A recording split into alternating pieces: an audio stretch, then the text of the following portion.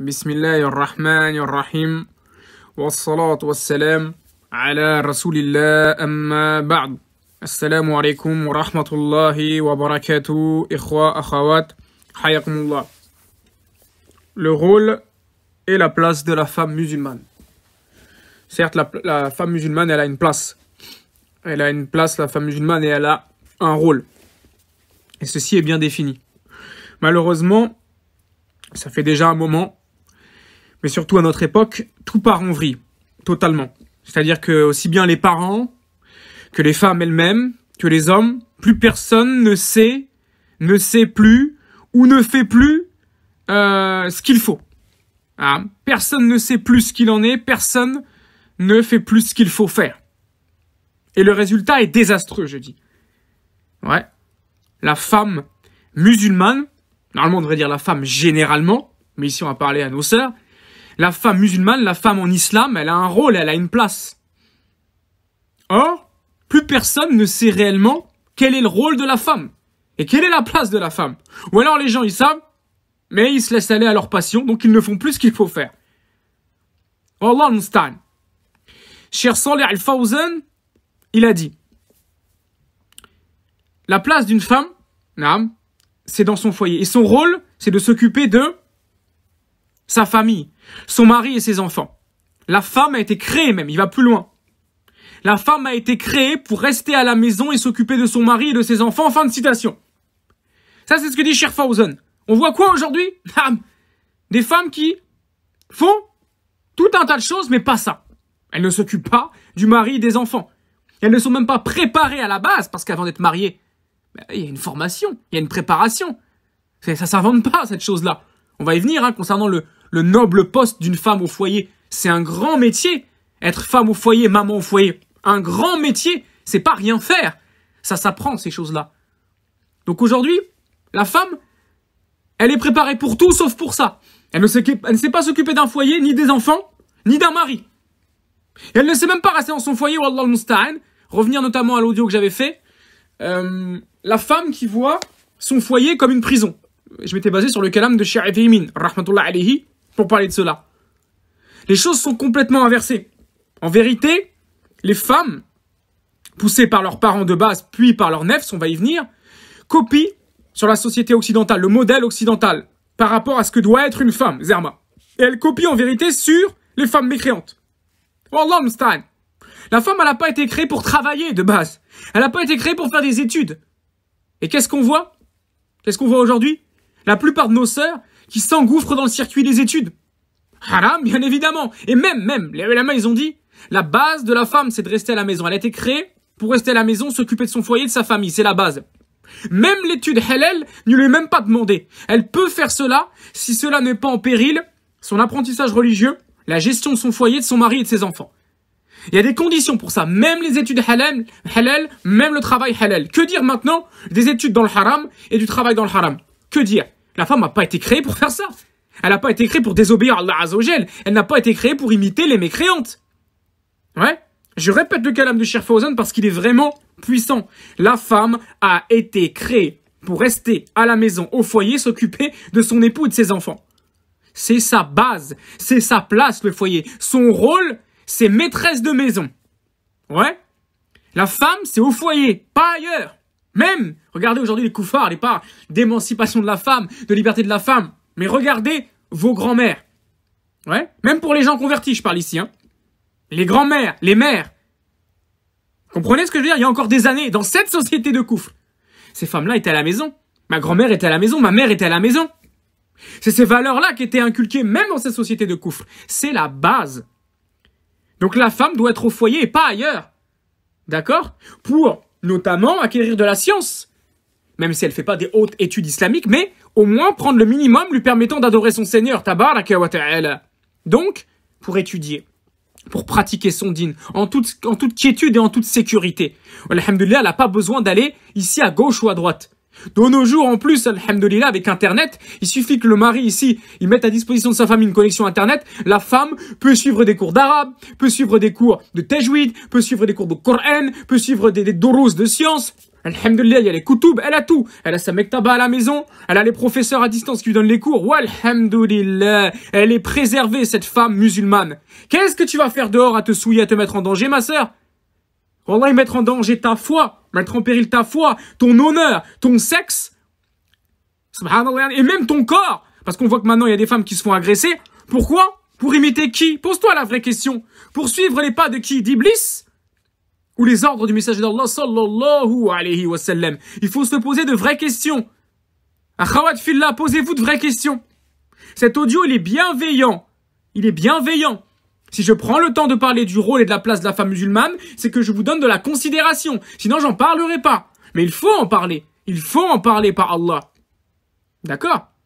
Donc cette femme-là, qui dans son foyer, n'a nul besoin d'aller ailleurs. Elle a tout chez elle. Pour sa science, elle est tranquille, elle est au calme. Elle peut tout faire de chez elle.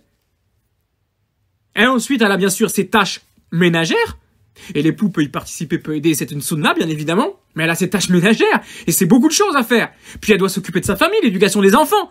Comment une femme, elle serait ici, en train de partir faire des formations, des études, du travail. Pourquoi faire? Pourquoi faire? On va me dire, oui, mais il y a des femmes qui n'ont pas le choix.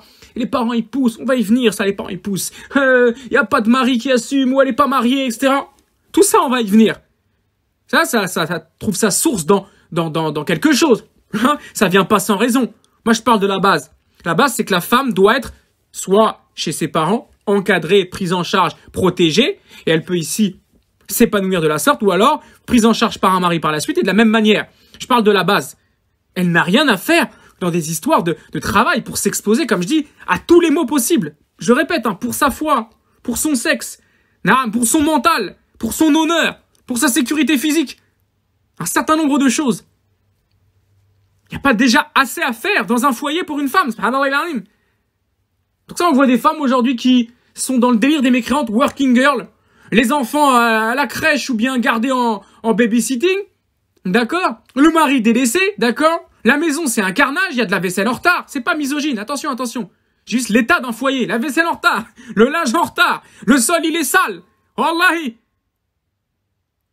Parce qu'elle est tout le temps dehors, elle peut pas gérer son foyer ni ses enfants. C'est une femme qui plaît à Allah, ça.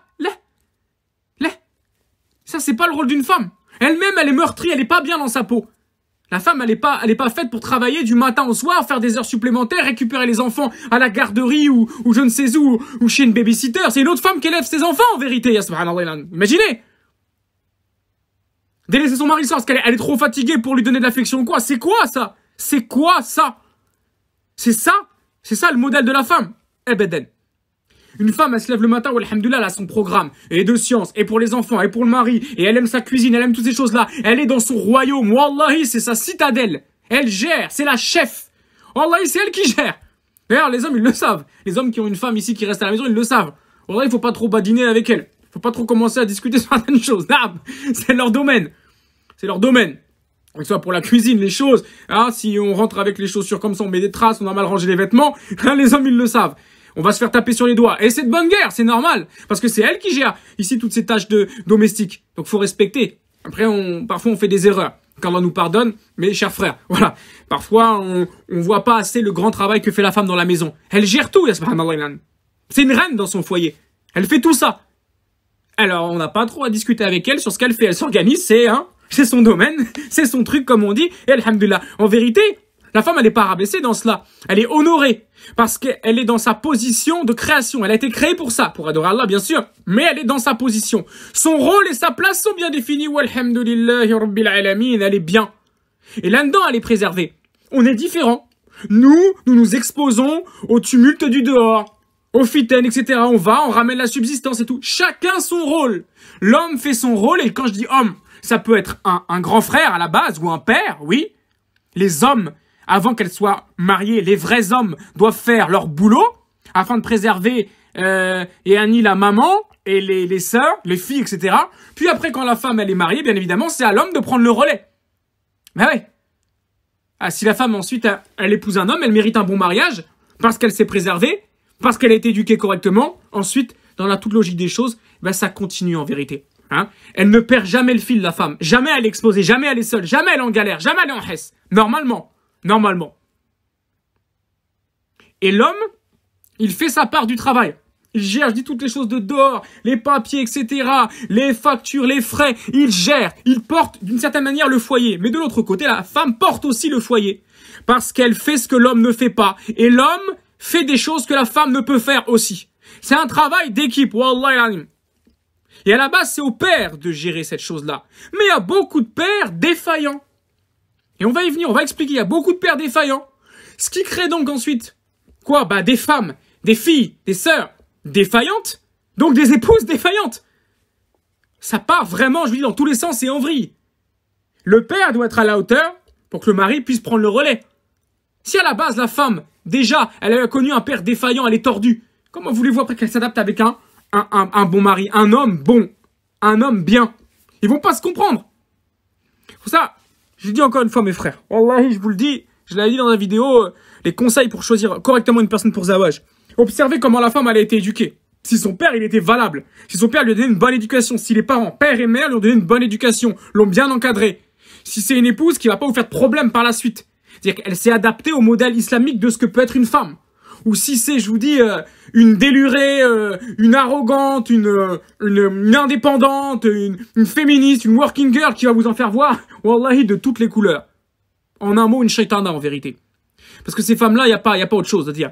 Après, elles ont subi, oui, on va dire miskina, c'est pas de sa faute, etc. Enfin, bon, après, on n'est pas là pour retracer le parcours de chacune des personnes. Une personne agit en mal aujourd'hui, on va pas remonter dans son arbre généalogique pour savoir qui a fait du mal à son arrière-grand-mère, et du coup, son arrière-grand-mère a répercuté ça sur sa grand-mère, et sur sa mère, et sur elle. On n'a pas le temps de faire ça. On voit la personne telle qu'elle est aujourd'hui, elle fait du mal, point. Elle est du côté d'Iblis ou elle est du côté d'Allah?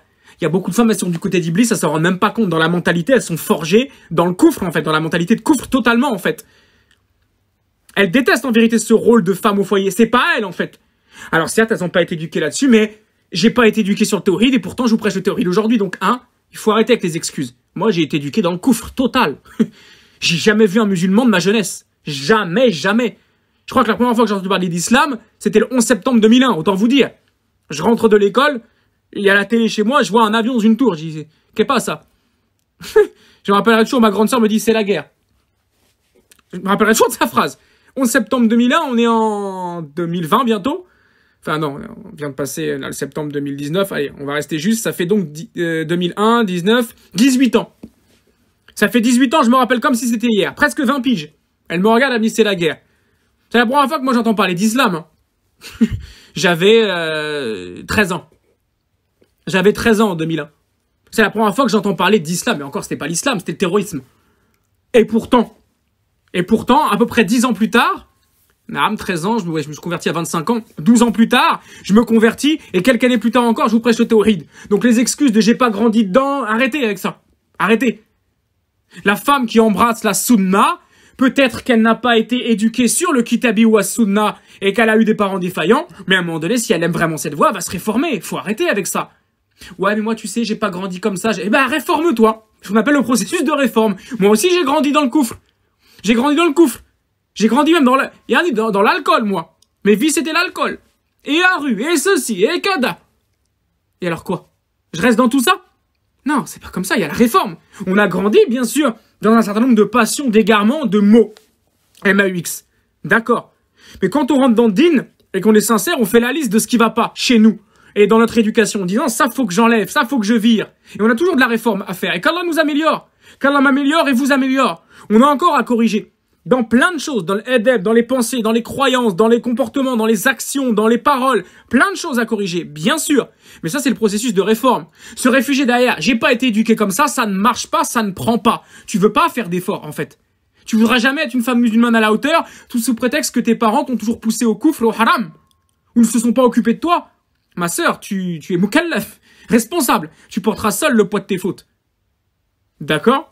Peut-être que l'enfant pourrait être excusé pour ce à quoi il a été poussé, bien évidemment, mais à partir du moment où il a la raison, et qu'en plus la lumière de l'islam lui est apparue, les excuses, mettez-les de côté. Arrêtez de vous réfugier derrière vos passions. Barakallahu fikoum.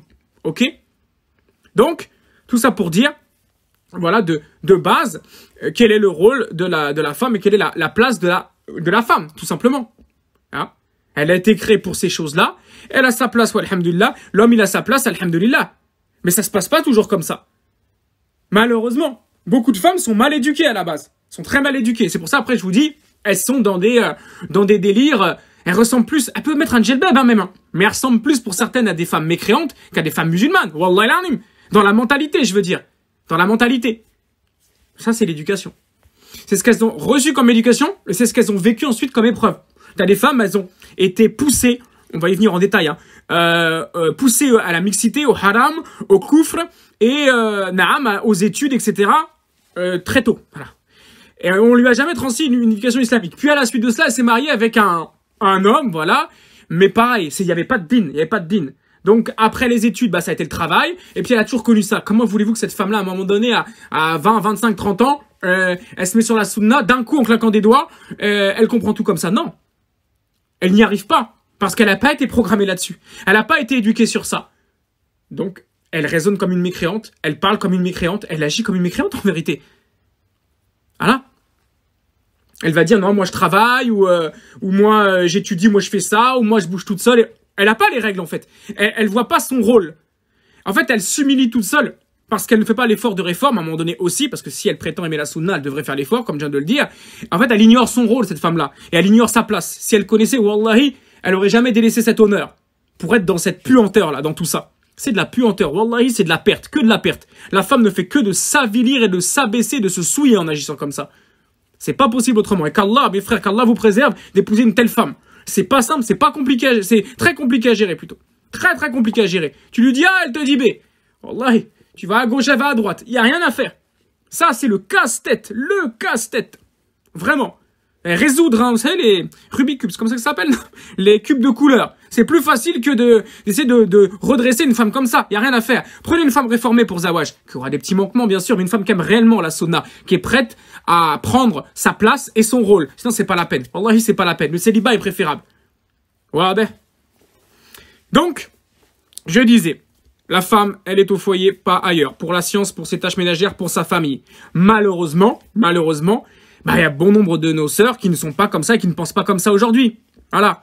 Parce qu'elles ont été très mal éduquées par les parents, puis par la société. Bah, évidemment, hein, je vous dis, les musiques, les films, l'influence des gens dans la rue, etc. Tout ce qu'elles ont vu. Les panneaux publicitaires, la radio, les journaux, toute la société, en fait. La société. Donc, il y a les parents à la base. C'est les parents qui façonnent un enfant ou une enfant. C'est les parents. Il y a les parents, puis il y a la société, puis après, il y a le nefs. Le nefs, il est prompt à aimer le mal. Donc, forcément, la femme... de base, se réformer, rester comme ça, même si c'est sa place, c'est sa nature, l'âme va contredire un peu cela. Elle a envie de bouger, de découvrir, d'avoir ces choses. Elle est tentée par cela, de pas porter le voile, notamment. Elle est tentée par un certain nombre de choses. Mais si elle avait été préservée par ses parents à la base et bien éduquée, elle n'aurait pas eu ces grands désirs-là en elle.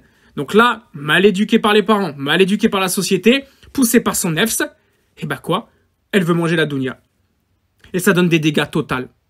Une femme déséquilibrée, frustrée, en totale incohérence avec son din. Nous le voyons. C'est des femmes musulmanes, on va pas leur enlever de l'islam, de la poitrine. On le dit pas. Mais de l'islam, elles ont quoi? Barakallahu fikoum, de la sunna bénie, elles ont quoi? Wallahi, mettez une vraie salafi, hein, une vraie sunni, qui peut avoir ses manquements, bien sûr, mais qui est fermement accrochée à la sunna. Mettez cette femme-là à côté d'une femme qui, je vous dis, pense par la dunya, voit par la dunya, respire par la dunya et a cette mentalité-là et est forgée dans ça, il y a vraiment pas photo. Hein. C'est vraiment deux personnes totalement différentes. Hein. Elles parlent pas pareil, elles se comportent pas pareil. Elles agissent vraiment pas de la même façon. C'est édifiant. C'est, en vrai, tu dirais vraiment, c'est parfois même. Et excusez-moi, on va encore dire que je suis dur. Parfois, t'as l'impression que t'as une musulmane à gauche, ouais, et t'as une mécréante à droite.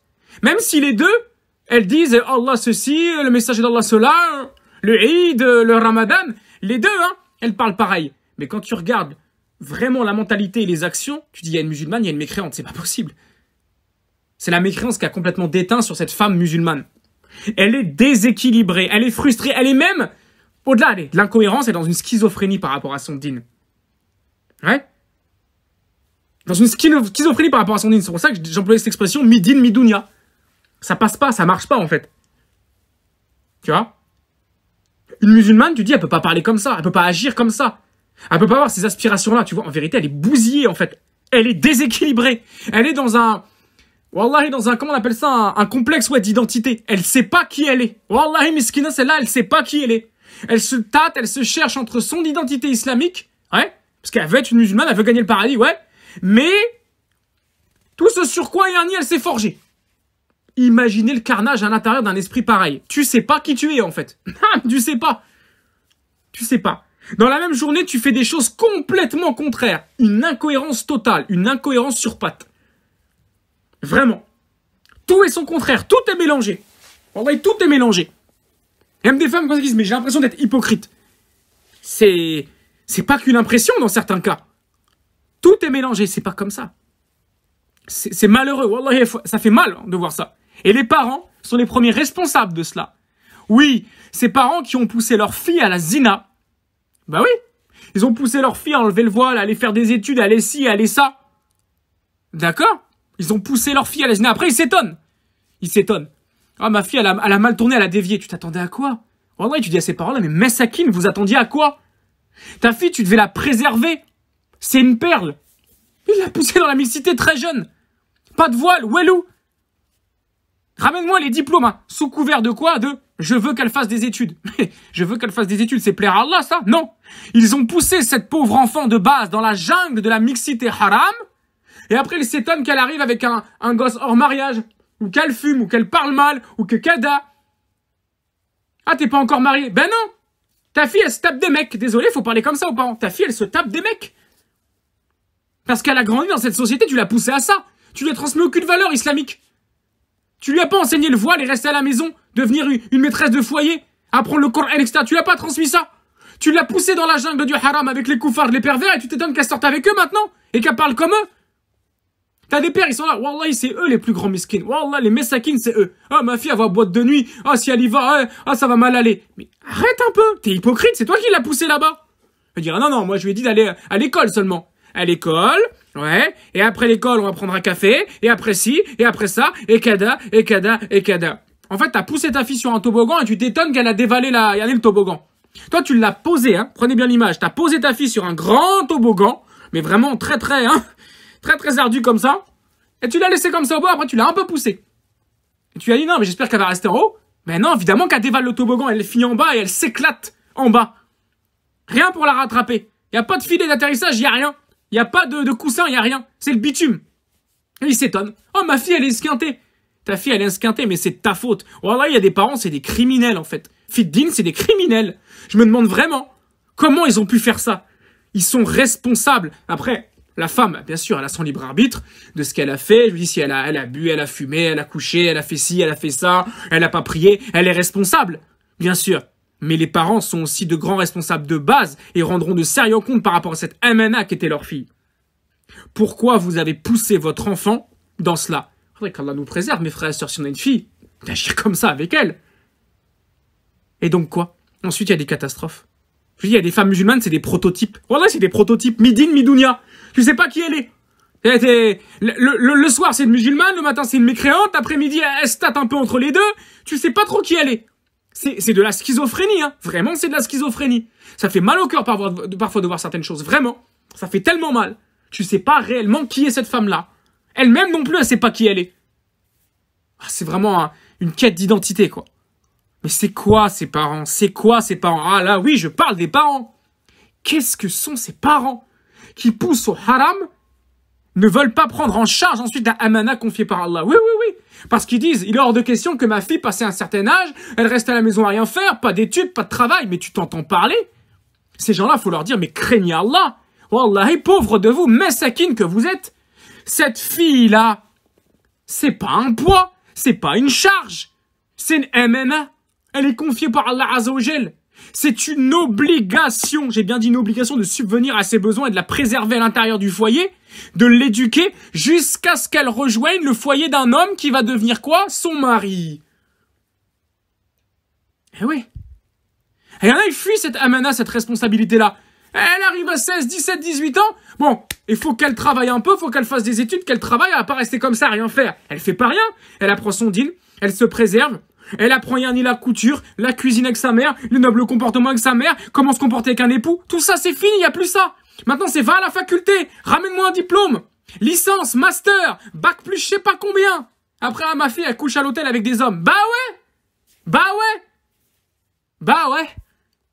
Ah ouais, bien fait pour toi. C'est un châtiment. Voilà, je verrai un père comme ça, je dirais bien fait pour toi. C'est tout ce que t'as voulu. T'as semé, t'as récolté. Ah non, faut leur dire à un moment donné. Il faut arrêter avec là, je comprends pas. C'est bizarre, hein. Un homme qui protège, qui est jaloux. Parce que c'est des dayouf, ces gens-là. Ah, des ignares peut-être, mais des dayouf aussi. Parce que normalement, t'as la jalousie naturelle. On voit l'écartement de la religion, l'éloignement de din, où ça mène. Et ces parents-là, ils sont responsables de cette écarté de din. Arrêtez d'excuser tout le monde pour tout et n'importe quoi. C'est pas de leur faute, ils savaient pas. La fille non plus, c'est pas de sa faute. Et les enfants de la fille non plus, c'est pas de leur faute. C'est jamais de la faute de personne. Personne n'est mukallaf avec vous. Personne n'a une responsabilité. Comment ça se fait ça? Comment ça se fait que moi j'ai grandi dans la campagne, dans le coufre, j'ai cherché le théorie et aujourd'hui je l'enseigne et je m'y accroche? Comment on fait avec ça? Comment ça se fait qu'il y a des gens qui sont guidés et d'autres égarés? Arrêtez s'il vous plaît mes frères et sœurs. Arrêtez de trouver des excuses à tout le monde comme ça. Ah, ils savaient pas. Ben ils avaient qu'à savoir. Les koufars ils disent nul n'est censé ignorer la loi. Eh ben en islam c'est pareil, on dit nul n'est censé ignorer la loi. Normalement, un père dans sa nature, sa fitra n'est pas dayouf. Même s'il ignore beaucoup de choses du din. Il aurait dû se dire, non, ma fille moi je veux la préserver. Donc si ta fille, dès le plus jeune âge, tu la préserves. Tu l'enseignes les bonnes manières. Tu la prépares à son devenir, à sa place et à son rôle. Il y a des choses qui vont pas arriver. Tu la retrouveras probablement pas dans un hôtel avec un homme ou deux ou trois. Voilà, yadoubillah, tu la retrouveras pas en boîte de nuit. Tu la retrouveras pas à faire n'importe quoi. Tu la retrouveras pas à parler mal. Tu la retrouveras pas à délaisser din. Bah non, parce que tu l'auras éduqué sur din. Mais il y a des parents, ils les éduquent sur le koufr. Ils les poussent dans cette société décadente. Et après, ils disent, ma fille, elle a mal tourné. C'est de ta faute. C'est de votre faute, oh vous les parents. Vous avez détruit votre propre fille. Et en plus, vous êtes frotté les mains de quoi? De la charge, comme vous dites. Hein. La amana, la noble amana qu'Allah vous a confiée. N'avez-vous pas honte, sincèrement?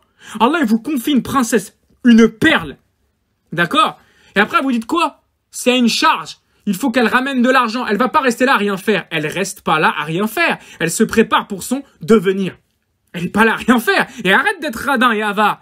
Ton enfant, ta fille, elle est pas encore mariée. 18, 19, 20, 21, 25, 28 ans même. Bah patiente. Fais des hadiyat. Fais des causes pour la marier avec quelqu'un de noble, de chaste et de juste toi aussi.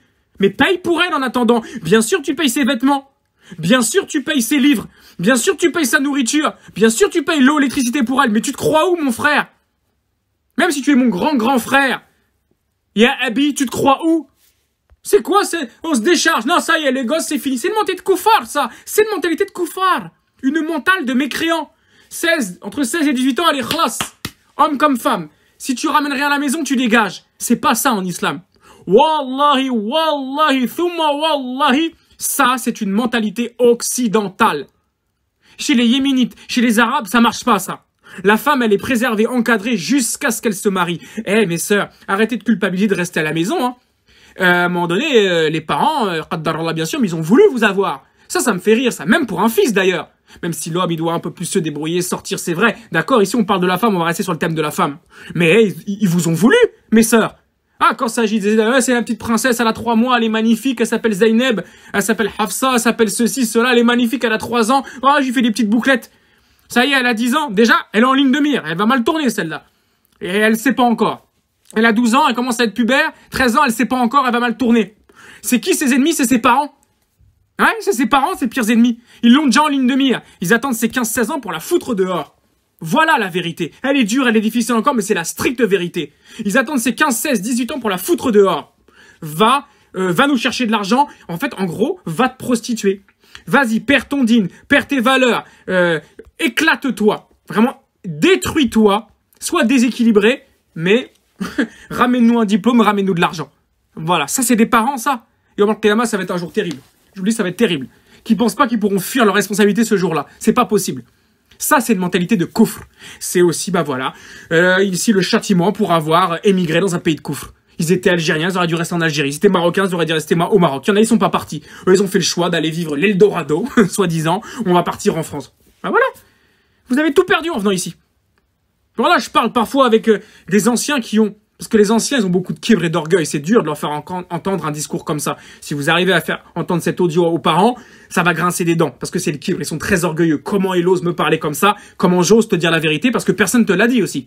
C'est ça, mon frère, ma sœur. Même si tu es mon grand frère ou ma grande sœur. Très grand frère, très grande sœur. Oui, vous pourriez être mes parents. Mais c'est pas le cas. Alors je vous dis les choses. Ils ont beaucoup d'orgueil. Ils n'arrivent pas à accepter la vérité. Mais parfois, tu as des parents, wallahi, ils sont justes. Ouais. Et ils disent, ils se posent, non, c'est vrai. On n'avait rien à faire ici, on n'aurait pas dû venir, aujourd'hui on regrette. C'est vrai, on aurait dû préserver les enfants, on l'a pas fait. Qu'Allah leur fasse miséricorde à ces gens-là, c'est les Yarnis, c'est les meilleurs. D'entre les pécheurs, d'ailleurs, ce sont les meilleurs, hein, ceux qui se repentent. Et on voit qu'il y a du regret. T'en as, il n'y a rien à faire. Ils voient hein, que ça a été une catastrophe, leur enfant. Mais rien à faire. Les Zerma, ils n'émettront aucun regret. Non, c'était comme ça, c'était comme ça. Non, c'était pas comme ça. T'avais rien à faire à venir en France à la base. Et même si t'es venu en France, t'aurais dû te préserver par rapport à ton dîner et préserver ton enfant. Dans d'autres pays, il y a des gens qui se sont accrochés, ils sont restés attachés aux valeurs islamiques, tout simplement.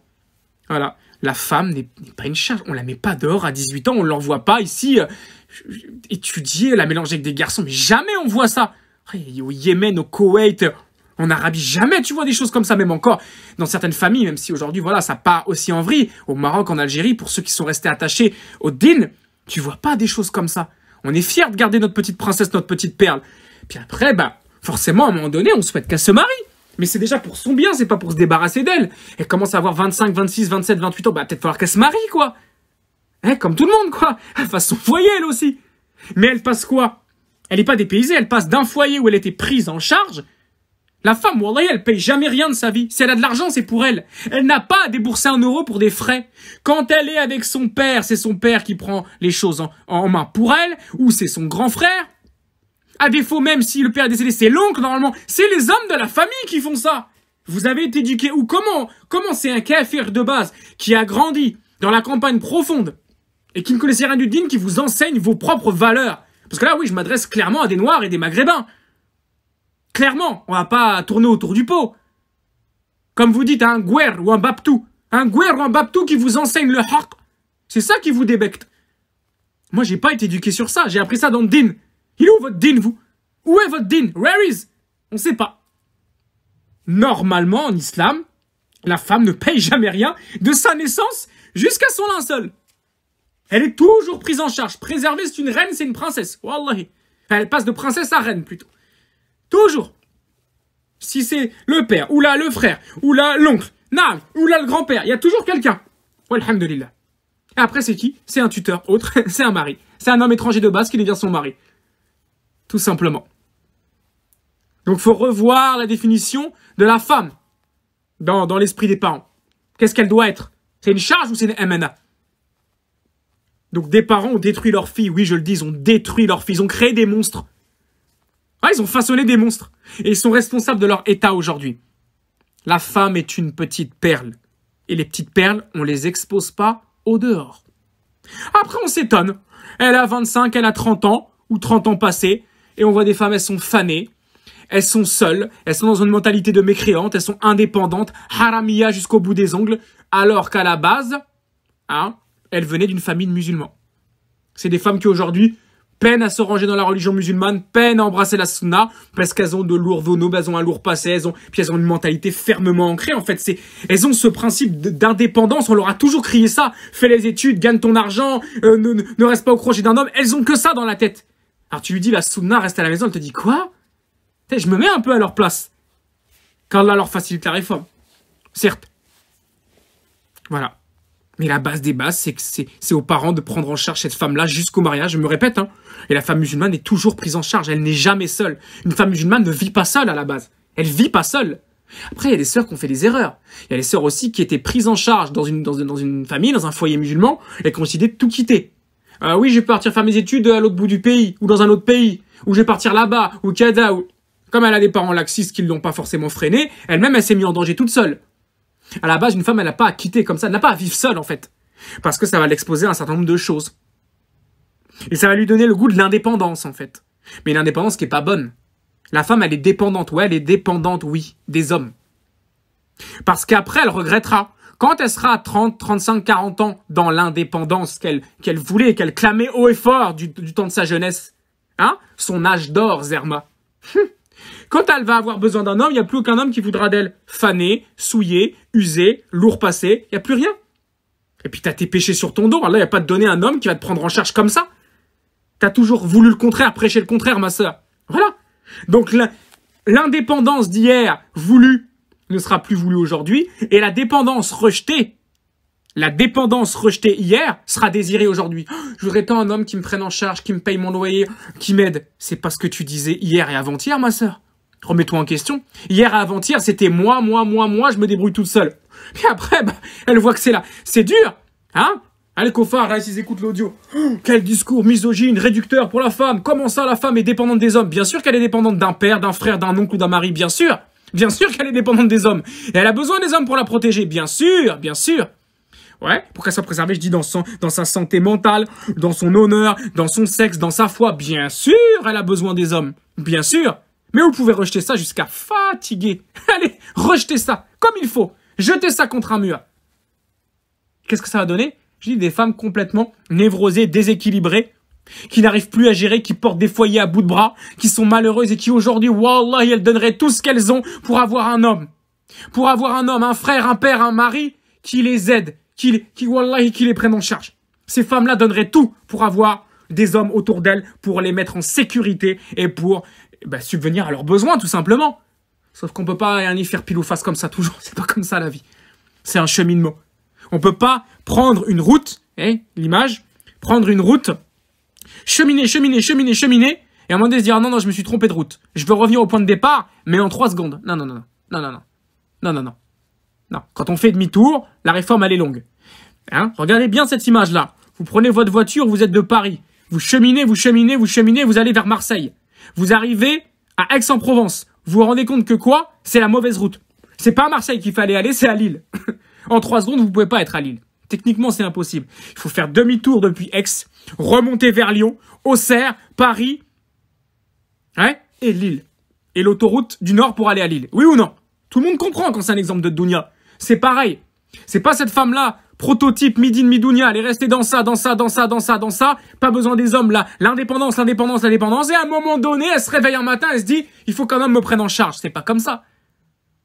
Ça se mérite. Toutes ces sœurs qui attendent depuis des années pour se marier, qui se sont préservées, qui ont été éduquées sur le Kitabi wa Sunna, et qui ont toujours été prises en charge, et qui aujourd'hui veulent continuer sur cette ligne-là, elles sont prioritaires par rapport à toi, ma sœur. Tu peux le comprendre quand même. Tu peux comprendre qu'il y a des gens qui sont prioritaires. Oui ou non? C'est pas comme ça. Il faut être juste. D'accord? Il faut être juste. Et c'est dans tous les domaines comme ça. C'est les demi-tours. Il y a des gens, dès le moment où ils se rendent compte, ils pensent qu'ils vont claquer des doigts. C'est pas impossible. Mais il faut faire un vrai effort de réforme. En fait, il faut faire le chemin contraire. Je vous disais, vous êtes à Aix-en-Provence. Il faut avoir ici le courage, l'audace, le cran, la patience de faire demi-tour, de se dire, subhanallah, je voulais aller à Lille, je me retrouve à Aix-en-Provence. Rien à voir. Et tu reprends la route, Lyon, Auxerre, Paris, Lille. C'est long, c'est fatigant. Mais tu t'es trompé de route à la base. Assume. Tu vois quoi? Tu vas piétiner là à Aix-en-Provence et dire, ah là là, je suis pas à Lille, je voulais être à Lille. Voilà, les femmes frustrées, c'est quoi? Toutes ces femmes-là. Il y a plus d'hommes à la hauteur, personne ne veut me prendre en charge. Ma sœur, t'as 35 ans. Pendant 35 ans, ou elle est 32 ans, 33 ans, je sais pas, tu fais tout le contraire du Kitabi wa Sunna. Tout le contraire. Et tu travailles à un moment donné, il faut que je sois qui? La femme sunni prise en charge. Oui, bien sûr. Bien sûr. Je me rappelle qui? Ces femmes-là, ces hommes. Pareil, pendant 30 années, la bicrave, le vol, le mensonge, la zina, le ci, le ça, le manque de respect à tout et tout le monde, le haram, le riba. Ils découvrent la sunna un peu comme une révélation comme ça un jour. Et là, il me faut une femme vierge. Il me faut une femme pure. Moi, je suis un sunni, moi. T'es un bébé sunni, hein. Donc, chemine. Tu t'es trompé de route, toi aussi. Ouais, tu dois aller à Brest, mais t'es parti à Strasbourg. On va prendre un autre exemple. Donc là, t'es à Strasbourg. Faut reprendre par Paris, Naham, Caen, Saint-Malo et Brest après, ou à la pointe de Bretagne. C'est pas comme ça. Non, il y a des demi-tours. On tourne la tête et non, ça marche pas comme ça, mes frères. Ça marche pas comme ça. Mais là, je m'adresse spécifiquement aux sœurs. Il faut se remettre un tant soit un peu en question, en fait. Oui, les parents, et j'ai pas été tendre avec eux, ils ont une lourde responsabilité. Bien évidemment. Du fait qu'ils n'ont pas enseigné les valeurs à leurs filles, l'ont pas prise en charge, etc. Clairement. Mais la femme, à un moment donné aussi, elle a fait, comme je dis, certains de ses choix. Parfois, il y a certaines sœurs qui se sont écartées du foyer aussi, voilà, du contexte familial, pour aller vivre leur expérience et tout. Elles ont la bougeotte, etc. Voilà. Elles sont sur leur ligne. C'est tout. Donc, vous pouvez cracher sur cette dépendance autant de fois que vous voulez. Je peux vous l'assurer que vous allez y revenir tôt ou tard. À 28 ans, à 30 ans, à 35, à 40, à 45, mais à un moment donné, vous allez vous dire, mais c'est bien quand même d'être prise en charge par un homme. Ah, ces femmes-là, elles ont l'air heureuses. Ouais, elles se font pas agresser dans la rue parce qu'elles marchent avec un mahram. Elles voyagent en toute sécurité et sans péché, sans dhunoub, parce qu'elles voyagent avec un mahram. Alhamdulillah, elles n'ont pas de facture à payer parce que elles sont prises en charge par un homme. Ouais. Elles ont à manger, elles ont les vêtements, elles ont tout ce qu'il leur faut, etc. Alhamdulillah, elles sont tranquilles. Elles ont qu'une chose à penser, à prendre mon dîme, m'occuper de mes enfants, de mon mari, de ma maison. Voilà. Celles que vous critiquiez hier. Mais c'est pas des vraies femmes, elles sont pas comme si. Tu verras, tu reviendras vers elles. Tu les envieras, tu les détesteras, en Allah. Ouais, t'auras un somme. Tu diras, pourquoi? Ça devrait être moi. Non, ça devrait pas être toi. Non, ça devrait pas être toi. T'as jamais voulu ça. T'as jamais voulu ça. Et un jour, tu te réveilles, je dis, ça y est, wallahi, on croyait, Djibril leur a apparu. La révélation. Il me faut ça, moi aussi. Ça se mérite. Ça se mérite. C'est tout.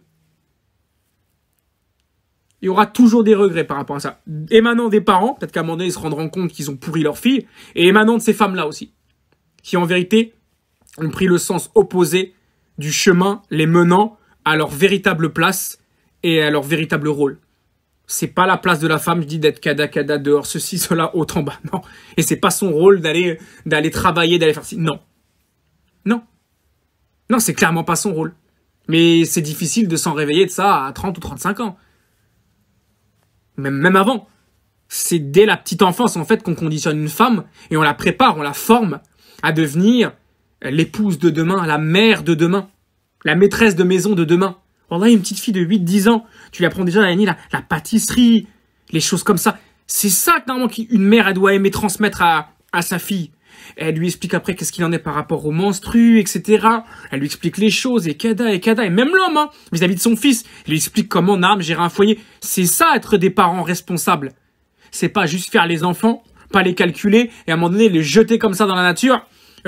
Ça y est, t'as 18 ans, ou je sais pas, ou 16-18 ans, va te débrouiller, ramène même des fois, il y a même des parents, wallahi, vraiment, excusez-moi l'expression, mais c'est des ordures. C'est des ordures. Ils ont de quoi payer, ils ont travaillé toute leur vie eux-mêmes, ils ont de quoi payer, ou alors ils sont en retraite, ils ont la retraite, ils ont de quoi payer le loyer, ils envoient leur fille charbonner pour eux, pour qu'elle paye le loyer. Subhanallah il alim. Franchement, excusez-moi de l'expression, mais ils envoient tapiner leur fille. Ces pères-là, je les vois comme des macros. C'est dur. Oh là là, qu'est-ce que c'est dur à me dire. Non, là, Qassim, j'arrête de l'écouter celui-là. Il va trop loin. Il va beaucoup trop loin. Mais c'est quoi en vérité? Hé, ma sœur, mon frère, c'est moi qui est dur ou c'est ce père-là qui a aucune miséricorde envers sa fille? Ouvre les yeux. Passe outre mon expression de macro et de tapiné. Qu'est-ce qu'il fait ce père-là? Il envoie sa fille, cheveux dans le vent, petit jean, petit décolleté, aller à la faculté, aller au travail pour lui ramener des sous. C'est quoi si ce n'est un macro? Et elle, c'est quoi si ce n'est une pauvre fille prostituée? C'est quoi? C'est quoi? Il lui dit, va me ramener de l'argent. C'est un père, ça? Qu'Allah nous préserve d'avoir un père pareil. Qu'Allah nous préserve d'être des pères pareils pour nos filles. Wallah, d'une tristesse. Va me ramener de l'argent, il lui dit. Mais t'as cru c'était quoi? C'est ta fille, c'est ta princesse. Tu la pousses au feu? Oh, les comptes seront rudes pour certains. Wallahi, les comptes seront rudes. Allah, il t'a donné un cadeau, une MNA. Wallah, je comprends pas. Je comprends pas. T'as des pères, wallah, ils prennent plus soin de leur voiture, de leur montre, de leur canapé, que de leur fille. Hein? Ta voiture, tu vas pas l'emplâtrer contre un mur comme ça. Non, il la nettoie. Hein, il va au car wash. Hein, il va à Total. Il nettoie les jantes. D'accord? Faut pas abîmer sa voiture. Hein. Mais sa fille, vas-y, va. Wallah, je comprends pas. Je comprends pas. Ça me dépasse. Et pourtant, j'ai pas été éduqué sur ça, je vous dis, mais ça me dépasse. Je crois même que même dans ma famille, il y avait plus de valeurs, une famille de koufars, hein. Il y a plus de valeurs parfois que dans certaines familles dites musulmanes. Encore une fois, c'est dur. Je lynche là, mais qu'est-ce que c'est vrai? Qu'est-ce que c'est vrai? Comment vous pouvez détruire vos filles de cette manière-là? Je comprends pas. Et ça, ce serait, entre guillemets, leurs circonstances atténuantes qu'on leur trouverait à ces femmes-là. Elles n'ont vraiment pas été facilitées de base. C'est clair, vraiment pas. Vraiment pas. Mais je vous le dis après, mes sœurs, 20, 25, 30 ans, vous avez la raison, il faut faire vos choix à un moment donné. Si à 10 ans, 12 ans, 15 ans, vous n'arrivez pas à vous affirmer, normalement, vous devez vous affirmer. Parce que ça va être mon conseil aussi pour les jeunes sœurs. 15, 16, 17, 18 ans, non. Ça va dire, la abi. Je ne désobéirai pas. Là, il y a des jeunes sœurs qui sont comme ça. Wallahi, des joyaux, qu'Allah les préserve. Wallahi, des petites sœurs, mais téméraires, vous n'imaginez même pas. Un caractère de sunni, masha'Allah. mes sœurs, mes jeunes sœurs, et je sais que vous m'écoutez, et j'en connais certaines de nom. Je vous souhaite le meilleur ici-bas et dans l'au-delà. Je vous souhaite un bon mari, un bon époux pieux. Qu'est-ce que vous le méritez par là? Qu'est-ce que vous le méritez? Vous êtes tellement téméraires. Wallah, des petites, wallah, ça pourrait être, mais vraiment mes petites sœurs. Mes petites sœurs, vraiment. J'ai le double d'âge d'elles. Mais qu'est-ce qu'elles font plaisir. Elles resplendissent. Elles transpirent la sunna. Masha'Allah, 15 ans, 16 ans, téméraires. Elles lâchent rien. Elles lâchent rien. La abi. J'irai pas dans cette école, j'irai pas à la faculté, j'irai pas travailler pour te ramener de l'argent, je crains mon Seigneur. Il crie, il gronde, c'est pas comme ça, il lui met une gifle. Frappe-moi autant que tu veux, j'endure dans le sentier d'Allah, la hawla wa la quwwata illa billah. C'est qui me rappelle, ces filles-là, wallahi, tous ces compagnons, et yani ces femmes de compagnons qui ont enduré avec la pression de Kufar Quraysh quand les parents les combattaient parce qu'elles avaient attesté de la ilaha illallah. Les mêmes, la même trempe. Wallahi, mes jeunes sœurs, et moi jeune sœur d'ailleurs, qu'Allah vous ressuscite avec ces gens-là. Vous le méritez tellement. On dirait il est dur, Qasim. Non. Qasim, il est dur avec le faux, avec le batil, avec le shirk, avec le kufr, avec la bid'a, avec le haram, sans pitié. Ma langue est plus tranchante qu'un sabre yéménite avec ces choses-là. Mais avec les gens de la sunna, alors là, c'est les sourires, c'est les compliments, c'est nam, c'est les accolades, c'est le rire, bien sûr. Allah connaît mon cœur. Regardez, qu'est-ce que je viens de dire de ces sœurs-là? Qu'est-ce que je viens de leur dire? Parce qu'elles sont sur la sunna, que je les aime de tout mon cœur. De tout mon cœur. Wallahi, c'est magnifique. C'est magnifique. Du caractère, du vrai caractère. Pas le caractère répondre à son mari. Non. Pas ce caractère de mécréante. Non, ce caractère de femme déterminée sur la sunna. Voilà. Elles lâchent rien. Elles encaissent des coups, des critiques, des cadas. Elles patientent. Et un jour, il y a un beau sunni qui vient se présenter à elles. Et elles l'épousent. Et elles continuent leur cheminement. Et alhamdoulilah, elles sont préservées. Elles ont mérité. Donc voilà. Certes, ces sœurs-là qui ensuite ont complètement dévié, non, sont passées à côté de leur place et de leur rôle dans la société. Voilà, en tout cas, peu importe la société, mais en tout cas en islam, on pourrait dire. Voilà. Certes, j'ai une certaine compassion envers elles quand même parce qu'elles n'ont vraiment pas été facilitées. On leur a mis une balle dans la jambe dès le plus jeune âge. C'est les circonstances atténuantes, mais quand même. Je dis quand même à un moment donné, on est mukallaf, on a la haqq, on a la raison. Se dire, non, c'est pas ma place de musulmane de faire ça, je dois m'imposer. Pourquoi t'as obéi à ton père, en fait? Ah, parce que mon père, il rigolait pas. Mais attends, tu crois que toutes les jeunes sœurs que je viens de citer, leur père, il rigole ou quoi? Moi, je connais une sœur, elle se fait battre. Hein. Elle lâche rien. Elle pleure, mais elle lâche rien. C'est la sunna. Voilà. Donc, que chacun prenne ses responsabilités, c'est tout. Et honte, wallahi, honte aux parents qui n'ont pas fait cela, n'ont pas pris en charge leur fille et n'ont pas donné d'importance à leur construction, ne se sont jamais souciés de comment elle s'est construite, et qui même après le toupet du toupet s'étonne d'eux. Ah, il n'est pas encore marié, toi? Ah, t'es dans le haram? Imbécile. Wallah, espèce d'imbécile injuste que tu es. Subhanallah. Je vous dis, Qasim, il est comme ça. Je suis quelqu'un d'hypersensible, je suis quelqu'un d'entier. C'est-à-dire, je donne tout mon amour pour le bien, et j'y mets toute mon âme, tout mon cœur. Par contre, quand il s'agit de faire la guerre au faux, c'est sans limite également. C'est sans limite. C'est comme ça. Et je suis à prendre ou à laisser. Vous m'aimez pas, c'est comme ça. Oh, il a manqué le respect à nos parents, il a manqué le respect à nos sœurs. J'ai surtout dit la vérité. C'est ça le problème. Si je racontais n'importe quoi, je dirais, l'écoutez pas, celui-là raconte n'importe quoi. Les gens, ils ont rien à me reprocher. Si ce n'est que ça pique. Ça pique. Mais qu'est-ce que c'est vrai aussi? C'est ça le problème. Là, tout le monde a pris pour son grade, hein, aussi bien les femmes que les parents, que tout ça, mais c'est vrai. Et mes respects, bien sûr, mes profonds respects aux parents qui ont bien fait les choses. Ah oui. Ah, mes respects. J'ai un frère en tête comme ça, je crois qu'il a maintenant 55 ans. Sa fille, elle a, je crois qu'elle a elle doit avoir la vingtaine, un truc comme ça. Masha'Allah. Masha'Allah. C'est un homme qui a fait son cheminement sur la sunna, comme il a pu. Voilà, il est âgé, il a 55 ans. Quand il a il a fait des démarches pour connaître la sunna. Il y a des anciens qui sont sur la sunna. Imaginez pas, hein. Ils ont fait les efforts, les démarches pour être sur cette sunna-là. Et je pense à un homme comme ça. Voilà. C'est mon aîné, c'est mon ancien, mais il chemine sur la sunna. Sa fille, elle a la vingtaine. Et aujourd'hui, ben voilà, il cherche aussi à la marier. C'est machallah, c'est une sœur sunni avec le voile, etc., le djellab. Ouais, j'en connais. Je connais des gens comme ça. Voilà, c'est tout. Il y a pas d'hasard, comme on dit. Il n'y a pas de mystère, il n'y a pas de magie. D'accord? Ce qui arrive aujourd'hui, c'est conséquence d'hier. Hein. Tout simplement. Bon, maintenant on va parler du grand rôle, hein, l'importance de la place ici au foyer pour une femme.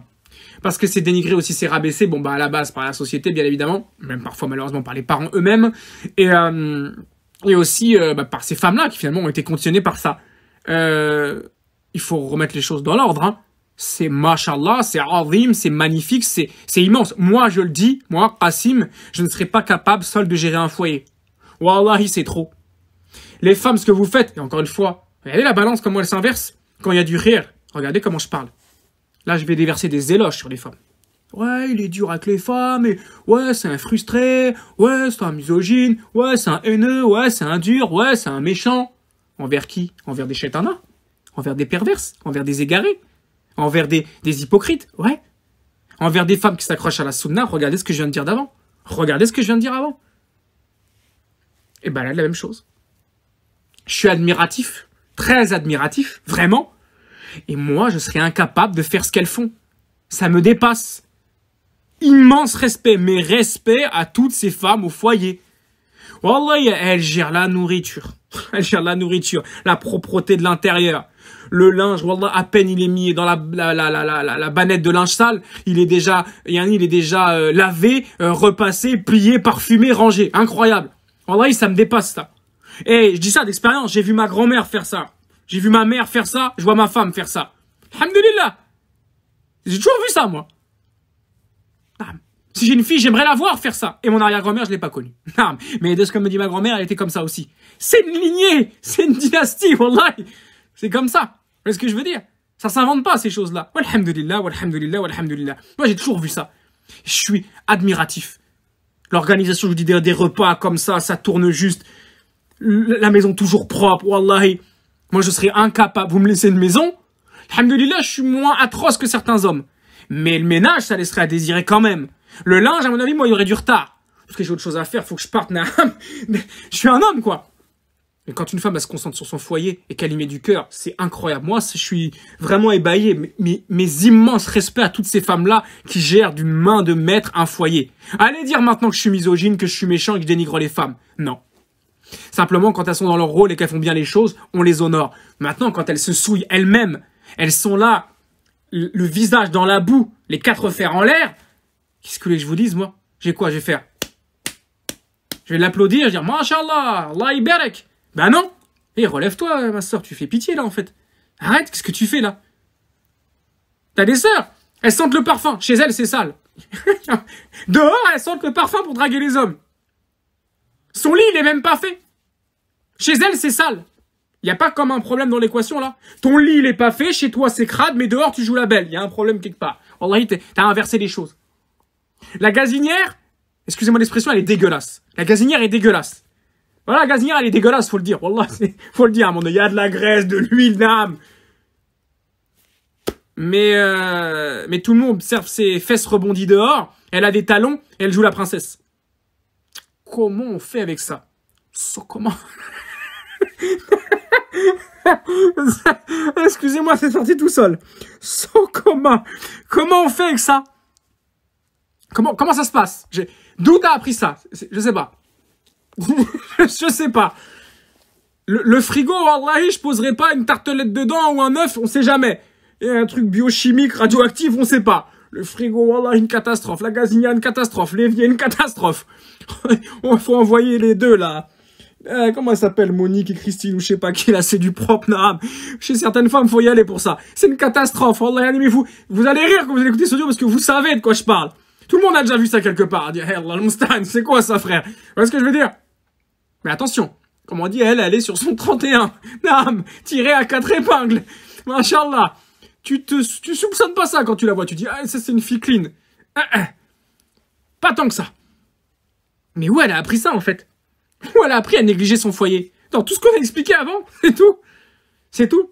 Ça veut pas dire que la femme musulmane pieuse qui s'occupe bien de son foyer est crade, hein. Parce que je dis du tout. En général, elle a les deux. Elle sera très propre sur elle aussi, et très pieuse surtout, donc elle cherchera à plaire à Allah, elle se mettra pas en valeur comme ça dehors, bien sûr.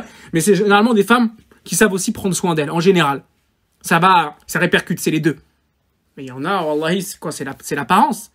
Ah, attention, le sac à main, les bijoux, tout ça, tout est ok, le parfum. Faut mieux pas rentrer chez elle, hein. Ça va vous faire un choc. Vous dire, c'est son habitat, ça. C'est sa grotte. C'est sa grotte. Non, mais sérieusement. Parce que voilà. Elle a été éduquée à l'envers. Tout misé sur le dehors, sur l'apparence, sur la réussite de Dunia, le foyer. Elle sait même pas comment faire. Bah oui, elle s'est passé un coup de balai grossièrement, mais bon, n'importe quel idiot s'est passé un coup de balai. Allez, tout le monde sait faire la vaisselle, moi le premier. Mais elle n'a pas été formée dans cet art. Je le dis ici, c'est un art. S'organiser pour la vaisselle, le sol, les poussières, le linge sale, tout ça, la nourriture, c'est un art. Moi, j'ai vu ma grand-mère faire. Qu'Allah la guide et la préserve. Elle a 90 ans. À 90 ans, écoutez bien, elle vit, parce que moi, pour ceux qui ne savent pas, Yannick, j'ai expliqué dans un cours ou quoi, mais nous, de toute façon, j'ai l'impression que mes parents, et qu'Allah les guide, ils ont une mentalité de musulmans depuis des années. En vérité, ils ont une part de fitra que même, je dis, certains musulmans n'ont pas. Mon père, dans son comportement, il a une fitra de musulman qui m'étonnera toujours. Ma mère, c'est pareil. Même par rapport à ma grand-mère, comment ils sont comportés, l'éducation que j'ai reçue. C'est peut-être pour ça que j'ai été, wallahu alam, aussi, peut-être, enclin comme ça à pencher vers l'islam. Wallahu alam, qu'Allah les guide, parce que ils ont d'énormes qualités que je retrouve même pas parfois dans certaines familles musulmanes. Oh Allah al-Musta'an. Al-Muhim, c'est la sagesse d'Allah, ça me dépasse. Et donc, ma grand-mère, dès le moment où elle a été en deuil, c'est-à-dire veuve, elle a été prise en charge par mes parents. Regardez. Des cofards. Maison de retraite, là. Tu vas vivre seule, là. Ils ont dit, mamie, tu viens avec nous. Moi, j'ai toujours vu ma grand-mère vivre avec moi. J'étais trop petit, je me rappelle pas. Si, j'étais très petit, je me rappelle d'avoir été chez elle, mais c'est tellement lointain. J'étais vraiment un minot. Oh là, un minot. Depuis, c'est... Ouais, peut-être, allez, ça fait 25 ans qu'elle vit avec mes parents. J'en ai 30, enfin 30, 32, mais vous voyez. Ouais, peut-être que jusqu'à 7 ans, j'ai des vagues souvenirs. J'étais petit. Depuis, elle vit avec mes parents. Elle a toujours vécu, avec nous. Donc je l'ai toujours vu faire, en vérité. De mon existence, j'ai toujours vu ma grand-mère faire ces choses-là. El Mouhim. C'était le petit rapprochement pour dire aussi l'éducation, etc. Comme ci, comme ça. Vous voyez, est-ce qu'on va mettre une dame, pourtant âgée, hein, qui, voilà, aujourd'hui peut se prendre en charge toute seule, on pourrait dire. Non. L'instinct, la fitra de mon père a fait que non. Cette femme-là ne peut pas rester seule. Elle est veuve, elle compte pas se remarier, ok. Elle vient avec nous. C'est ça la base. C'est des cofards qui doivent montrer l'exemple dans ça. C'est étonnant. Ajib ou Aoujab. C'est étonnant. Oh, très étonnant. Après, pour ma part, c'est un bon étonnement parce que je suis même pas étonné. Moi, j'ai grandi dans ça. Pour moi, c'est normal. C'est ça la norme. On doit faire ça. Pourquoi ma grand-mère aurait été seule à payer ses factures? Non. Ma grand-mère, ça fait 25 ans qu'elle paye pas de factures. C'est une femme, elle n'a pas à le faire. Son mari les a payés du temps de son vivant. Il est décédé. Il est mort. C'est à son gendre de prendre le relais, mais bien entendu. Et si demain, je devais ici, qu'Allah nous préserve, hein, mais m'occuper de ma mère parce qu'elle tomberait malade ou... Mais elle vient à la maison. Ça se pose même pas la question, en fait. Comment ma mère va rester seule, ou ma grand-mère, ou ma sœur? Bien sûr, je vais m'occuper des gens de ma famille, des femmes de ma famille. C'est instinctif, en fait. Mouhim, ça pour dire que ça a été fait. Et bah, depuis toutes ces années, Wallahi qu'elle est vieille, hein, 90 ans. Elle charbonne plus que... Excusez-moi de rire, mais... Wallahi, c'est grave. Elle charbonne plus au foyer à 90 ans. Wallahi, fatiguée comme elle est, elle en fait plus que des femmes dites musulmanes, même dites de la sunna aujourd'hui. Naam, qui jouent les princesses dehors, mais qui ont des foyers catastrophiques. Wallahi, j'ai la voix, elle part en live. Tellement je suis choqué. C'est atroce. C'est atroce. Pourquoi? Parce que ma grand-mère, elle a été éduquée correctement. Elle a été éduquée par un père et une mère. Certes, c'était des chrétiens, mais Wallah, il y avait plus de valeur que pour certaines personnes aujourd'hui dites musulmanes. Et ils l'ont formée sur ça. Ça a toujours été une maîtresse de maison. Du temps où elle était épouse, et du temps où aujourd'hui elle est prise en charge par son gendre, qui est mon père. Qu'Allah les guide tous, et qu'Allah guide vos parents aussi. Vous comprenez ça? Moi, j'ai toujours vu ma grand-mère en faire le maximum dans la maison. Et quand on me dit, mamie, repose-toi, tu es fatigué, tu es cardiaque, qu'Allah te préserve. Elle dit, je sais faire que ça, c'est ma vie. Je mourirai avec le balai ou la cuillère à la main. Masha'Allah. Masha'Allah. Là, on se demande, est-ce qu'elles vont mourir en boîte de nuit, dans un café, dans un hôtel, dans... Allah al-Musta'an, mais c'est vrai. Elles sont tout le temps dehors, dans des bails bizarres. Ma grand-mère, elle a connu que le foyer. Masha'Allah, quelle femme. Qu'Allah Azza wa Jalla la guide. Qu'Allah Azza wa Jalla la guide. Qu'Allah le Tout-Puissant puisse la guider. Wallahi. Wallahi. Et guide vos parents et vos grands-parents aussi. Non. Mais elle connaît que ça. Et elle s'arrête pas. On lui dit arrête-toi. Elle veut pas s'arrêter. Parce qu'elle aime ça. Imaginez bien. Elle a commencé cette affaire-là à 12 ans. 90. Allez lui dire d'arrêter. Elle a la tête dure. Allez lui dire, elle a 78 ans de travail là-dedans. Elle connaît que ça. Elle a aimé ça. Elle a aimé être au service de sa famille. Ça, c'est une femme. Ça, c'est une femme. Voilà, une femme avec un grand F. Après, de ma grand-mère, on n'en fait plus. C'est toujours ce qu'on dit. Hein. On est un peu dans, voilà, l'idéalisation vis-à-vis de nos grands-parents. On dira toujours les grands-mères, c'est terminé. C'est sûr. Mais je suis persuadé qu'il y a des petites sœurs qui peuvent prendre la relève. Et en plus, c'est une mécréante, hein, c'est une chrétienne. Imaginez. Mais je suis sûr qu'il y a des petites sœurs musulmanes qui peuvent prendre la relève. Qui peuvent être ces femmes-là de demain. J'en suis persuadé. C'est un message d'espoir. Il y a eu beaucoup de blâme dans cet audio. Il est vif, mais c'est un grand message d'espoir. C'est pour vous pousser à changer, en fait, mes sœurs. Vous voulez, quoi? Vieillir jusqu'à 90 ans comme ma grand-mère dans cette situation-là? Wallahi, ou finir, excusez-moi, hein, mais peut-être comme ces mécréantes, la refaites, elles se refont faire les seins, les lèvres, des genres de cougars bizarres, là, comme ça, qui, elles vous mettent pas mal à l'aise, ces femmes-là, quand vous les croisez, vous dites, elle peut pas être chez elle, elle mettre mal à l'aise. Elle a 65 ans, elle pue le parfum, elle a des talons. Je fais, waouh. Il demande. Il y en a une comme ça dans mon bâtiment. Je sais pas quel âge elle a, 65, 70 ans. Elle met mal à l'aise. Quand elle prend l'ascenseur, je fuis mon frère. Je cours dans les escaliers. Wallah, je prends pas l'ascenseur avec elle. Maquillage, la permanente, les talons, la jupe. Oh, mamie. C'est trop. C'est trop, wallah. Voilà, je sais pas, elle veut pas vieillir ou non, elle était complètement conditionnée dans une société qui, voilà. Elle, je peux vous dire, sa gazinière, elle est sale. Non, voilà, j'irai pas manger chez elle, mais c'est pour vous dire. Ça, c'est gazinière sale gang. Allez, la gazinière, elle est crade. La gazinière est sale, les placards sont mal rangés, elle peut pas, elle est tout le temps dehors. Donc, faut se demander, mes sœurs, comment vous voulez finir? Comme ma grand-mère, Inch'Allah.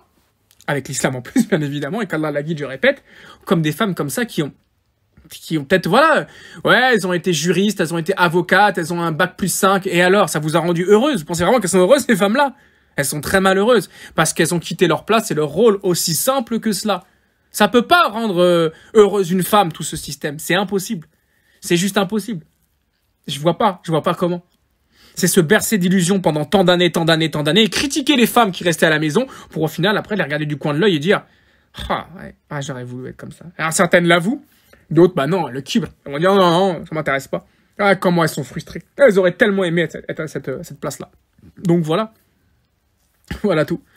C'est quand même incroyable qu'une femme de 90 ans dans un mois, même pas dans 3 semaines, elle prend 90 ans dans 3 semaines, arrive à en faire, mais 10 fois plus, voilà, en termes de ménage, de repassage, de cuisine, que des femmes entre 20 et 40 ans, zerma sur la soudna, zerma musulmane.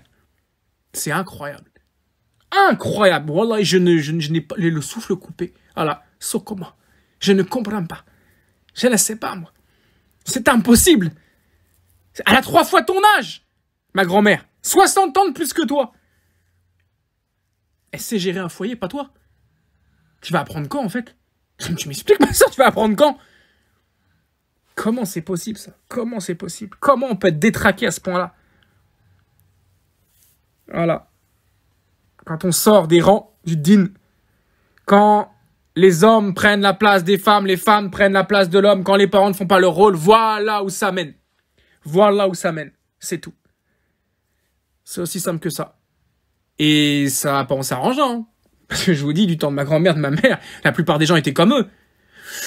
Ma génération, déjà, c'est compliqué. Parce que c'est à vous que je m'adresse. La génération suivante, là, oulala. Alors, les plus petits qui arrivent derrière, de l'âge de mon fils, etc. Ça va être dur. C'est pour ça qu'on se doit de transmettre les bonnes valeurs. On enseigne les bonnes valeurs, on éduque. Voilà, afin que il y ait quelque chose, quoi. Que ça relève un peu le niveau, même si sur 100 personnes, il y aura peut-être que 2 qui vont penser comme ça. C'est pas grave. C'est pas grave. Ali, il l'a dit. Je l'ai posté aujourd'hui. Ali, il l'a dit. Il viendra un temps où il y a 9 personnes sur 10 qui rejetteront la vérité. C'est pas grave. Qu'Allah nous compte comme 7 personnes qui ne rejettent pas la vérité. Cette personne parmi ces 10 là. Le seul ou la seule à ne pas rejeter la vérité. Alhamdulillah, c'est l'essentiel. La vérité, c'est la vérité. Et je suis intimement convaincu que tout ce que j'ai dit dans cet audio est la vérité. Même si tantôt ça a été brut, même si tantôt ça a été comique, même si tantôt kada ou kada, mais c'est la vérité. Voilà. Et c'est certes une gifle d'entendre pour une femme qu'une mamie de 90 ans, même pas musulmane, a plus un rôle de femme musulmane et est beaucoup plus active dans un foyer que toi. C'est vrai que ça pique. C'est vrai que ça pique un peu. Je peux comprendre. Parce que t'es pas à ta place dehors, ma soeur. Pourquoi t'aimes pas ton foyer? Pourquoi t'aimes pas l'embellir? Pourquoi t'aimes pas... C'est quoi le problème, en fait? Et pourquoi aussi tu montres une apparence extérieure de toi, comme les mécrans te l'ont enseigné, en vérité? Comme tes parents t'y ont poussé aussi, je sais. Pourquoi tu montres cette apparence extérieure de « Ouais, je suis frais, je suis ceci, je suis cela », alors que ton lit, il est même pas fait, puisqu'il a. Ton évier, il est plein d'assiettes. Oh, tu vas où, là? Tu fais quoi? Pourquoi? L'email, ça comment? Je ne comprends pas, oui, je ne comprends pas. Mais voilà, je vais m'arrêter ici. Et je vous ai dit, grosso modo, ce que j'en pensais. Voilà, et j'espère avoir défendu ici le grand rôle, l'immense rôle, la place importante au foyer d'une femme. C'est un métier immense, malheureusement rabaissé. Aujourd'hui, il est rabaissé. Même par les koufars, ils ont changé dans la femme, elle doit être dehors, parce qu'ils veulent la décadence de la société en vérité. Hein? Les koufars ont détruit cette image de la femme au foyer afin de détruire la stabilité de la société. Car Shaitan est derrière cela, ne l'oubliez pas. Chers frères et sœurs, n'oubliez jamais ça. C'est Shaitan qui est derrière la société en vérité. D'accord? Il pousse à plein de destruction. Les koufars eux-mêmes, ils entendent cet audio, ils vont dire, mais c'est qui ce perché, n'importe quoi. Limite, on pourrait me faire un procès. S'il est fait même m'entendre, oh là là, t'es là pourquoi? J'ai tué quelqu'un. Et toi? J'ai fait un audio pour défendre la place de la femme au foyer. Ah d'accord. J'arrive aux arrivants. Assim. Ils vont continuer pour moi, les frères. C'est pas un problème. On encaissera tout, même si on ne le souhaite pas. Mais wallahi, peut-être que je risquerai un procès pour un audio pareil. On sait jamais. Et de nos jours, on est prêt. Si on doit périr pour avoir dire la vérité, c'est pas grave. Mais c'est la vérité. Les koufars, ils aiment pas cette vérité-là. Je vais sur un plateau de télé, je dis ça, imaginez bien. Imaginez bien. Oh là là là là là, le scandale, les associations contre moi et tout. C'est sûr. Parce qu'ils s'attellent à détruire cette image. Vraiment. Ils détestent ça. Ils poussent à tout ce qu'on a expliqué, là, tout ce contraire, afin de détruire la femme dans ce qu'elle est réellement, en fait. Dans son rôle, dans son être et dans sa place. Voilà. Donc ce statut, il est immensément rabaissé. Alors vraiment, il doit être immensément élevé. Moi, je vous dis, comme on dit chez moi, enfin dans mon vocabulaire d'antan, hands down. Hands down, en gros, c'est les mains, les bras t'en hands down, c'est-à-dire tu joues pas le malin. Hands down, ça veut dire vraiment respect, en fait. Hands down, c'est respect. Voilà. C'est tout. Hands down à ces femmes-là. Hands down, wallahi. Respect total. Nous, on n'est pas à la hauteur pour faire tout ce qu'elles font, c'est pas vrai. Et en plus de ça, elles enfantent. Avant la maternité, elles ont des contractions. C'est la deuxième douleur la plus grande après avoir brûlé vivant. Hein, brûlé vif. Qu'est-ce qu'il y a après? C'est comme si tu accouches. C'est comme si tous tes os se fracturent en même temps, etc. Les contractions, c'est quelque chose de fou. Elles subissent ça et en plus après, une semaine plus tard, elles recommencent et elles repartent au foyer. Allahu Akbar. Allahu Akbar, Allahu Akbar. C'est des monuments, ces femmes-là. Wallahi, c'est des monuments. Ah ouais, non, je vous dis vraiment, hands down, moi je peux pas. Immense respect pour ces femmes-là. Voilà. Voilà tout. Voilà ce que je voulais dire. On est juste. Vous voyez, maintenant vous apprenez un peu mieux à me connaître aussi à travers ces audios. Vous savez de qui je parle mal et de qui je parle bien, ce que j'aime et ce que je n'aime pas. Et je n'aime que la vérité. Et je n'aime que le taïb. Allah est taïb, il aime le taïb. Petit Qassim aime le taïb aussi. J'essaye ni de suivre la voix de mon Seigneur subhanahu wa ta'ala. Mais donc voilà.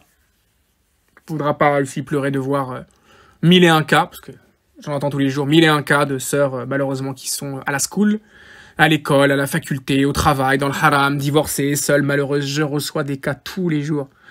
Qassim, c'est trop dur, je comprends pas les règles de mon dîne, je comprends pas, je suis frustré, je comprends pas, j'ai ça, j'ai ci, j'ai ça. Ma sœur, t'es pas à ta place. Maintenant, vous avez toutes les réponses dans cet audio. T'es pas à ta place. Mais à qui la faute? À qui la faute de base? On s'interrogera. Les choses ont-elles été faites selon le din venant des parents? Non. Le rôle et la place de la femme ont été bafoués tant d'années par les parents, par la femme elle-même. Et maintenant, on se demande pourquoi ça ne fonctionne pas, pourquoi des sœurs qui essayent de s'attacher au din se retrouvent dans une schizophrénie hypocrite. Ben oui. Voilà. Je dis, elles ne savent même pas comment elles s'appellent, en vrai. Elles savent pas qui elles sont. Ça doit être terrible. Par contre, vraiment, la blague à part, ça doit être terrible. Ça doit vraiment être dur de s'être perdu à ce point-là. En tant que musulmane, mais même en tant que femme de base. Au-delà de, hein. En tant que musulmane, même en tant que femme, en fait. Peut-être comme ça, mais presque mi-homme, mi-femme, C'est dur. Allah, c'est dur. Qu'Allah leur facilite vraiment la réforme, le fait de s'attacher au din, de reprendre leurs fonctions dans leur foyer, de redevenir des femmes exemplaires, dans tous les sens du terme, des mamans exemplaires, parce que, voilà, j'en ai pas parlé, mais forcément, pour éduquer les enfants par la suite. Ah ouais, elles ont été mal éduquées, elles éduqueront mal leurs enfants, c'est évident. Une femme qui est comme ça, elle pourra pas donner une bonne éducation à sa fille, c'est impossible. Elle n'a pas été éduquée sur ça, elle-même s'éduque pas sur ça. Comment elle peut éduquer un enfant? Ah, et ça va être catastrophique. Ouais. Alors que mon arrière-grand-mère a éduqué sa fille comme ça, qui a éduqué ça. Non, mais c'est tout. C'est comme ça. Ça suit son cours. Alhamdulillah, en tout cas, si j'ai vexé des gens avec cet audio-là, etc., que ce soit des parents ou des femmes, bah, je suis absolument pas désolé, en fait. Les mecs s'attendaient à faire un mea culpa. Je suis absolument pas désolé, parce que je pense qu'à un moment donné, je suis pas dans l'hypocrisie intellectuelle de ouais, je suis désolé. Non, je suis pas désolé. Je vous ai dit les choses, je suis pas désolé. Je retire rien de ce que j'ai dit. Même quand j'ai dit que le père peut être un macro qui fait tapiner sa fille. Tu l'envoies gagner de l'argent. Tu l'envoies faire du haram pour gagner de l'argent, c'est quoi? Faut ouvrir les yeux. Allah, il faut ouvrir les yeux. Faut arrêter de minimiser ses fautes. Vous êtes beaucoup trop dans la couverture. C'est quoi la couverture? Si tu fais tout un tas de haram, tout un tas de saloperies, après tu prends une couverture, tu te caches derrière, tu fais, j'ai rien fait, c'est pas moi. Comme ça. Non. Non. Arrêtez de cacher vos fautes. Assumez-les, affrontez-les, regardez-les en face. C'est le début. Il y a un proverbe comme ça, je crois que c'est un proverbe thaïlandais qui dit savoir de quoi on souffre, c'est le début de la guérison. Bah, notez-le celui-là. Ils font plein de shirk, mais ils disent pas que des bêtises. Voilà. Savoir de quoi on souffre, c'est le début de la guérison. Et même ces femmes-là, elles sont perturbées, elles savent même pas de quoi elles souffrent, elles savent même pas qui elles sont. Peut-être cet audio-là, ça va les révéler. Elles vont se dire, mais c'est bien sûr! Mais oui! Depuis le début, c'était ma place là-bas. Je comprends pas. Voilà. Merci Krasim. C'était dur, mais merci. De rien. Y a pas de quoi. Avec plaisir. Non. On est là pour ça. Mais là. Ben oui. Yes. C'est comme ça. C'est tout. Savoir de quoi on souffre, c'est le début de la guérison. Tu sais même pas ce que t'as. Tu sais même pas qui t'es. Comment tu veux guérir? C'est impossible. En tout cas, Wallahu a'lam. Wallahu a'lam. Mais je suis convaincu de ce que j'ai dit. Et je pense que l'expérience le prouve aussi, de ce qu'on voit. Et encore une fois, mes grand et immense respect à toutes ces petites sœurs qui bataillent pour ne pas aller dans les études haram, dans le travail haram, qui luttent. Qu'Allah vous accorde un époux pieux promptement. Grand respect à toutes ces femmes au foyer, jeunes ou moins jeunes, 20 ans, 25 ans, 30, 35, 40, 45, 50, 55. Avec des sœurs, des fois, elles ont 50 ans, m'envoient des messages, 55 ans, elles me disent, ah, j'écoute les cours, alhamdoulilah, c'est des mamas, wallahi, respect. Mais elles sont là, elles écoutent et elles font le travail, elles font le taf. Immense respect à toutes ces femmes-là. Vous êtes les reines de la communauté. Vous êtes les reines de la communauté, vraiment. De 15 ans, là, jusqu'à l'âge dernier adulte ou l'âge avancé. Wallah, vous êtes les reines de la communauté, vous. Et c'est sur vous qu'on se repose en vérité, parce que sans vous, on n'est rien. Voilà ce que j'ai dans mon cœur. J'ai été éduqué par ma mère, ma grand-mère et mes grandes sœurs. Donc, quiconque viendrait me dire ici que oui, manque de respect à la femme, vous ne connaissez pas. J'ai pas été éduqué par mon père et j'ai pas de frère. Donc, les femmes, je connais et je sais respecter la femme. Simplement, il y a des choses qui ne sont pas respectables. On ne peut pas respecter ce qui n'est pas respectable. Ça, j'espère que vous pouvez le comprendre quand même. On m'a toujours enseigné, moi, respecte le respectable, méprise le méprisable. Je peux pas respecter du méprisable. C'est impossible. C'est impossible. Et une fille, ouais, elle se prostitue, mais respecte. Mais c'est une prostituée. Respecter quoi, en fait? Elle-même, elle se respecte pas. Tu veux que je la respecte? Elle quitte son foyer du matin au soir, elle fait le haram, elle fait ci, ça, working girl, kadak. Respect à cette femme-là. Respect de quoi? Il est où le respect? Elle-même ne se respecte pas, ne respecte pas son foyer, ne respecte pas son Seigneur, ne respecte pas son dîn, ne respecte pas ses enfants, ne respecte rien. De rien. Même sa propre personne. Mais moi, il faut que je donne du respect. Avant de chercher l'amour des gens, aimez-vous vous-même. Wallahi, il faut s'aimer. Avant d'essayer de gagner le respect des gens, respectez-vous vous-même. Regardez le respect à qui je l'ai donné ici. À ces femmes qui se sont longtemps respectées. Et en tête, vous ne pouvez pas tester ma grand-mère. qu'Allah la guide. Vraiment. Parce qu'elle a l'expérience que vous n'avez pas. 78 ans de, j'allais dire de da'wa, non, de travail. De travail acharné au service de sa famille. Ah, là, respect à ces femmes-là. C'était votre frère Qassim. Bientôt en procès, Inch'Allah. On est prêt. J'espère que vous viendrez nombreux et nombreuses pour me défendre à l'audience quand même. Besoin de soutien. Non. Hasbi Allah, hasbi Allah, hasbi Allah. On ne veut personne. On ne lèvera pas les foules. On sait jamais. Je me dis qu'avec tous ces audios que j'ai fait, j'en profite pour le dire, tous ces audios polémiques sur ci, sur ça, sur l'État, sur les... Je me dis, ils m'ont toujours pas fait un procès. Allahu Akbar. C'est étonnant. Ou alors c'est mon Seigneur qui me préserve. Tabaraka wa ta'ala, il est certes apte à faire cela. Wallahu subhanahu wa ta'ala a'lam wa ahkam. Subhanalaka humma wa bihamdika. Ashhadu an la ilaha illa anta. Astaghfiruka wa atubu ilayka. Barakallahu fikum. Wassalamu alaykum wa rahmatullahi wa barakatuh.